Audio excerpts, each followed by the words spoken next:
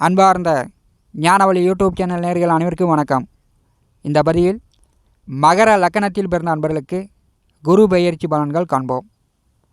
வருகின்ற 2024 வருடம் மே மாதம் 1ஆம் தேதி, குரோதி வருஷம் சித்திரை மாதம் 18ஆம் தேதி, வாக்கிய பஞ்சாங்கப்படியும் திருக்கணித பஞ்சாங்கப்படியும் ஒரே நாளில் குருபகான் மேசராசியிலிருந்து ரிஷபராசிக்கு பயிற்சி ஆகிறார்.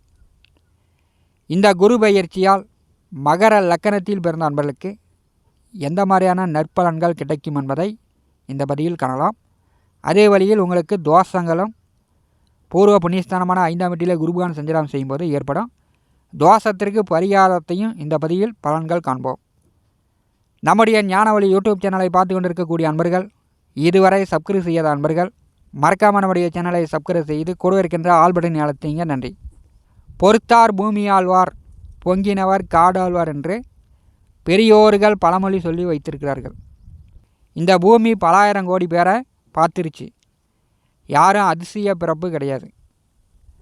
மண்ணுக்காகவும் அடிச்சுக்கிறான், பொண்ணுக்காகவும் அடிச்சுக்கிறான். யாரும் 100 வருஷம் நோய் நொடி இல்லாமல் வாழ்ந்தவர்கள் கிடையாது. மகர லக்கணத்தில் ஒருவர் பிறந்து விட்டால் நீங்கள் பக்கத்து காட்டுக்கார வரப்பை குறைஞ்சாலும் சரி, உங்கள் காட்டு வரப்பை பக்கத்து காட்டுக்காரன் மம்டி எடுத்து வெட்டி குறைஞ்சாலும் சரி, மகர லக்கணத்தில் பிறந்தவர்களுக்கு பூரிய சொத்துக்கள் வழி கோர்ட்டு கேஸு வழக்கு வெள்ளங்க சட்ட சிக்கல் வரும். காலபுருஷனுக்கு 10வது வீடு பஞ்சபூத தத்துவத்தில் மண் பூமி லக்கணம் மகர லக்கணம்.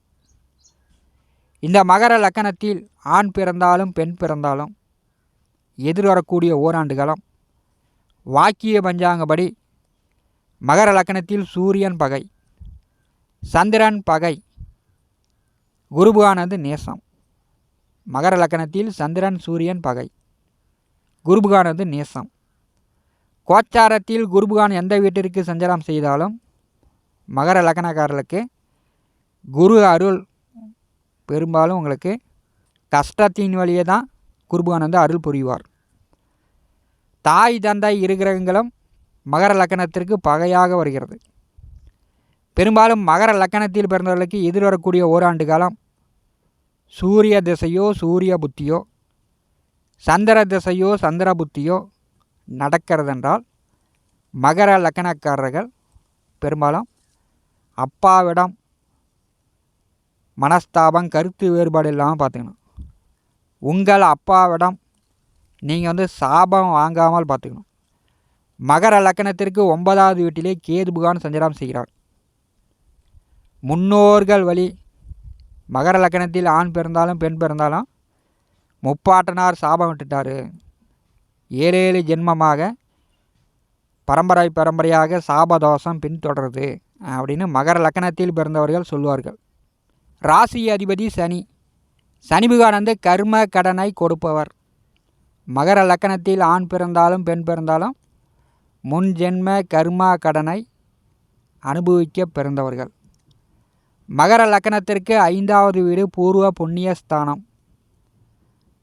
பூர்வ புண்ணியஸ்தானத்திலே குருபகான் சஞ்சாரம் செய்யும்போது கடந்த 2 வருடமோ 3 வருடமோ 5 வருடமோ 10 வருடமோ உங்களுடைய பூர்வ சொத்துக்கள் வழியாக வழக்கு வெள்ளங்கம் கோர்ட்டு கேஸு சட்ட சிக்கல், பூர்வ சொத்துக்களில் தொந்தரவுகள், அண்ணன் தம்பியிடமோ பங்காளியிடமோ அல்லது அப்பா மகனுக்குள்ளோ சுற்று வட்டார பகுதியில் இருக்கக்கூடியவரிடமோ பூர்வ சொத்துக்கள் வழியில் தொந்தரவுகள் இருந்துச்சுன்னா இந்த வருஷம் குருபகான் 5ஆம் வீட்டிலே சஞ்சாரம் செய்யும்போது பூர்வ சொத்துக்களால் ஏற்பட்ட தொந்தரவுகள் நீங்கும். தந்தை காலத்திற்கு பிறகு பூர்வ சொத்துக்களை பாகப்பிரிவினை செய்யக்கூடியவர்கள் இந்த ஆண்டு பாகப்பிரிவினை செய்து கொள்ளலாம். உங்களுக்கு வேண்டிய பாகம் கிடைக்கும்.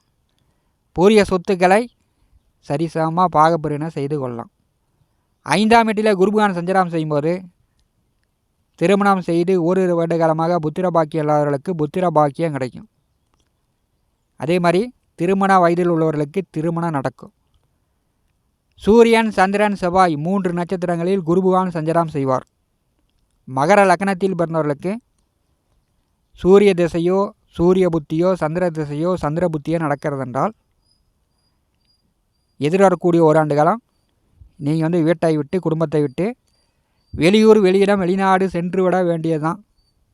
பூர்வீகத்திலே இருந்தீங்கன்னா ஒரே குழப்பம், ஒரே மன அழுத்தம், சுற்று வட்டார பகுதியில் இருக்கக்கூடிய இடம் உங்கள் குடும்பத்திலேயே 1008 குழப்பங்கள் வந்து சேர்ந்து விடும்.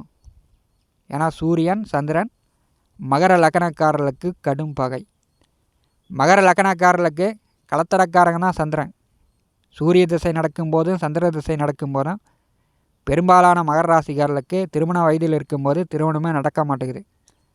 அதே மாதிரி நண்பர்கள், உறவினர்கள், தொழில் பார்ட்னர்கள் வழியில் ஏமாற்றங்கள், நஷ்டங்கள், விரயங்கள், ஆடு மாடு கால்நடை கோழி மண் மனை வீடு இப்படி ஏதாவது ஒரு வகையில் மகர லக்னக்காரர்களுக்கு விரயம் ஆகிட்டே இருக்கும்.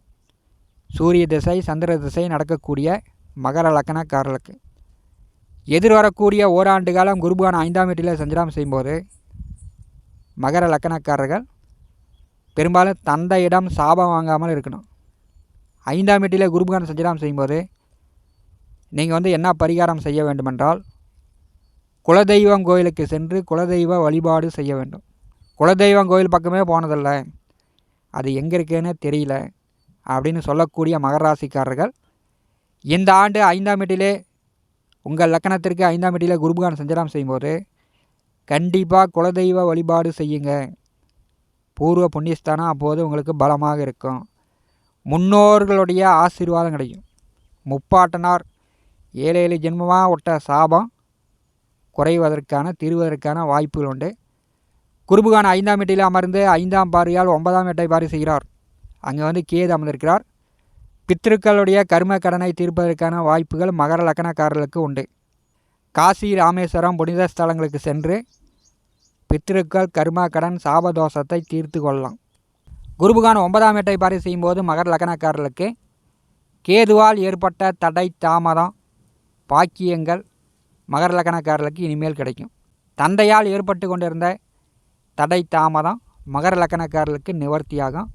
9ஆம் வீட்டை குருபகவான் பார்வை செய்யும்போது கேதுவாலும் தந்தையாலும் ஏற்பட்ட தொந்தரவுகள் எதிர்வரக்கூடிய ஓராண்டு காலம் மகர லக்னக்காரர்களுக்கு தீரும்.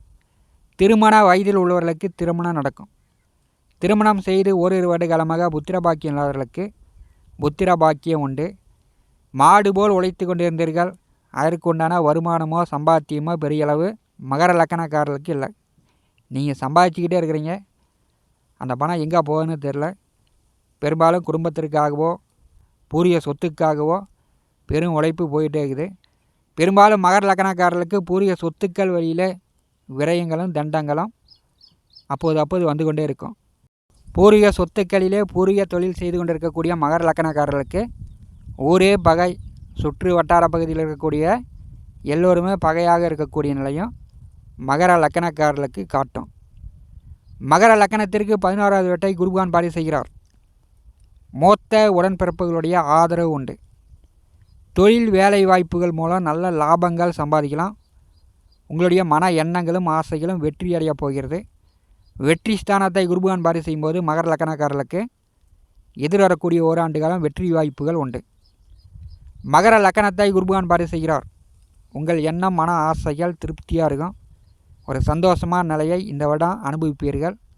மகர லக்னத்திற்கு 5ஆவது வீட்டில் குருபகவான் சஞ்சாரம் செய்யும்போது கண்டிப்பாக நீங்கள் இந்த வருடம் குலதெய்வ வழிபாடு செய்யுங்க. தந்தையிடம் சாபம் வாங்காமல், தந்தையிடம் தோஷம் பெறாமல் மகர ராசி அன்பர்கள் பார்த்து கொள்வது நல்லது. உங்களுக்கு சூரிய திசையோ சூரிய புத்தியோ சந்திர திசையோ சந்திர புத்தியோ நடக்கிறது என்றால் குடும்பத்தை விட்டு பிரிந்திருப்பது மகர லக்னக்காரர்களுக்கு எதிர்வரக்கூடிய ஓராண்டு காலம் சிறப்பு. அப்படி பிரியாமல் குடும்பத்திலேயே இருந்தீங்கன்னா தந்தையாலும் தோஷம் வரும், பூரிய சொத்துக்கள் வழியிலும் உங்களுக்கு தோஷம் விரயங்கள் வந்து சேர்ந்துவிடும். மகர லக்னக்காரர்கள் கொஞ்சம் கவனமாக இருக்கணும். பூர்வீக சொத்துக்களாலும் உங்கள் பிள்ளைகளாலும் நன்மை அடையக்கூடிய வருடமாக இருக்கிறது. பூர்வீக சொத்து பத்திரங்களை பேங்கில் அடமானம் வைத்து கடன் பெற்றவர்கள் கடனை கட்டிட்டு சொத்து பத்திரங்களை திரும்பி வாங்கிட்டு வந்துடலாம்.